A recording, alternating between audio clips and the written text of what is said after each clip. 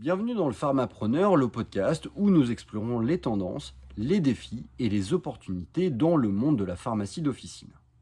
Je suis Arnaud, votre hôte, pharmacien d'officine, mais également passionné par l'entrepreneuriat pharmaceutique.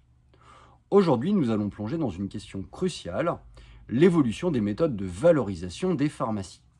Va-t-on définitivement abandonner la valorisation par le chiffre d'affaires en 2024 ? Cette interrogation résonne dans le milieu pharmaceutique et la montée du militantisme pour une approche différente, notamment par le multiple de l'excédent brut d'exploitation, ne fait que renforcer le débat. Pour mieux comprendre cette évolution, je me suis entouré de notre expert comptable qui souligne que le pourcentage du chiffre d'affaires hors taxe n'est plus l'étalon pertinent qu'il était autrefois. Avec l'émergence des produits chers, la valorisation par le chiffre d'affaires peut conduire à des disparités de marge entre les pharmacies, ce qui rend la situation particulièrement délicate. Un autre expert nous rappelle également l'importance croissante des approches par la rentabilité pour une valorisation juste de l'officine. La crise sanitaire a également engendré de nouvelles pratiques, comme l'isolation du chiffre d'affaires exceptionnel lié à la Covid-19 et le retraitement des charges associées telles que les frais de personnel et les heures supplémentaires. Mais comment évaluer au plus juste la valeur d'un fonds de pharmacie ? Chaque transaction est unique, mais elle repose sur des critères qui sont variés. La taille de l'officine, sa rentabilité, son emplacement, la qualité de ses locaux et de son personnel, ainsi que ses potentiels de développement.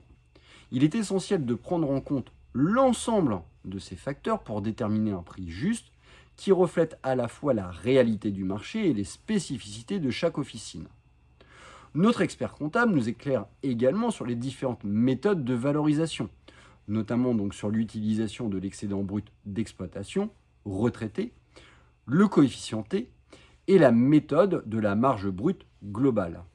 Ces approches peuvent être combinées et pondérées pour obtenir une évaluation cohérente du fonds.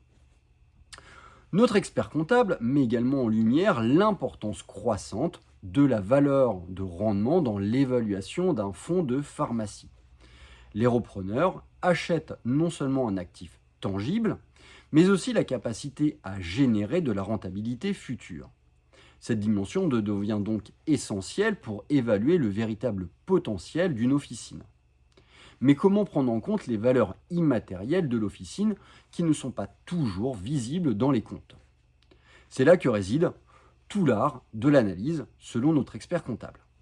Des actifs immatériels solides tels que l'emplacement, la stratégie commerciale, les ressources humaines et la notoriété peuvent légitimer un prix demandé par le vendeur. Enfin, dans cette quête de compréhension, il est crucial de définir précisément ce que l'on entend par excédent brut d'exploitation retraité. Cette mesure, précisée dans les statistiques d'Interfimo, vise à neutraliser les différences de comptabilité entre les régimes d'imposition en prenant en compte les rémunérations et les cotisations des titulaires. En somme, évaluer une officine ne se résume pas à des chiffres. C'est une démarche complexe qui demande à la fois une analyse financière rigoureuse et une compréhension fine de l'environnement opérationnel de la pharmacie. Mais c'est aussi une opportunité de mettre en lumière les atouts cachés de chaque officine et de trouver finalement le juste équilibre entre le prix et la valeur réelle. Merci d'avoir rejoint le Pharmapreneur aujourd'hui. N'hésitez pas à partager vos commentaires et vos expériences sur les réseaux sociaux. Et rendez-vous bientôt pour un nouvel épisode où nous continuerons à explorer les défis et les innovations qui façonnent l'avenir de la pharmacie d'officine.